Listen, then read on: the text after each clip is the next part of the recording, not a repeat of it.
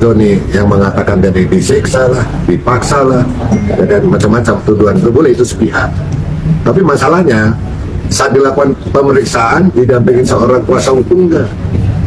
Nah, sekarang KUHP yang baru, jangankan tersangka, saksi aja sudah wajib didamping oleh kuasa hukum. Ya, sekarang Joni apa yang dia lakukan?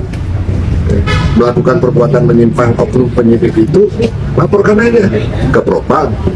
Nggak puas, ada Kompolnas yang mengontrol, mengoreksi, mengenai apapun itu Kompolnas bertanggung jawab. Dan semua keterangan yang sah itu adalah di depan sidang pengadilan, itu yang sah. Apabila tersangka udah di sidang itu terdakwa, dia mencabut berkas pun sah kalau memang tadi ada perbuatan oknum yang menyimpang. Nah, itu yang perlu didalami gitu loh. Jadi Ahmad Joni jangan ngomong aja mencela tapi nggak bisa membuktikan.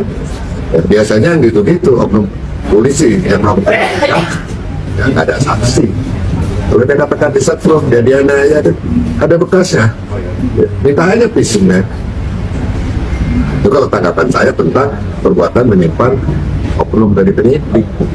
Pak, berdasarkan pengakuan Ahmad Joni menyebut ketika menjalani BAP tidak didampingi oleh kuasa hukum. Ahmad Joni juga menyebut bahwa sempat oknum penyidik bilang ribet kalau menggunakan kuasa. Sebenarnya seperti apa Pak prosedurnya ketika BAP? Apakah harus didampingi oleh kuasa hukum atau seperti apa? Wajib. Ya, apalagi dia tersangka di dalam posisi tersangka, wajib didampingi oleh kuasa hukum. Ya, kalau nggak sah.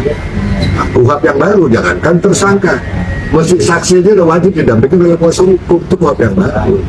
Ya, gitu. Jadi ya penyidik harus proporsional. Dengan ada KUHP yang baru ini udah nggak bisa macam-macam. KUHP yang lama aja harus proporsional, apalagi ada KUHP yang baru. Tapi dengan ada kalimat kalau nggak mau ribet harus bayar dengan nominal sekian, itu melanggar nggak pasti sih? Ya, kalau itu ucap dan dilaksanakan oleh penyidik ya itu melanggar kode etik gitu. Ya, kan? Nah, sekarang ucapan itu ada tidak? Yang tahu siapa saksinya, harus dibuktikan juga. Ya. Jadi jangan beropini. Sekarang apapun statusnya tersangka, terdakwa, kan mau enaknya aja pembelaan diri. Bisa dia mencela oknum perbuatan penyidik, bisa benar, bisa tidak, kan gitu kan. Ya kita buktikan bareng-bareng. Makanya libatkan pengawas eksternal, Kompolnas. Kompolnas turun. Ya, ada Irwasum turun, ada Propam laporkan, periksa penyidikan. Cari saksi-saksi lain, petunjuk. Udah nggak boleh. Ahmad Joni apa pengedar besar?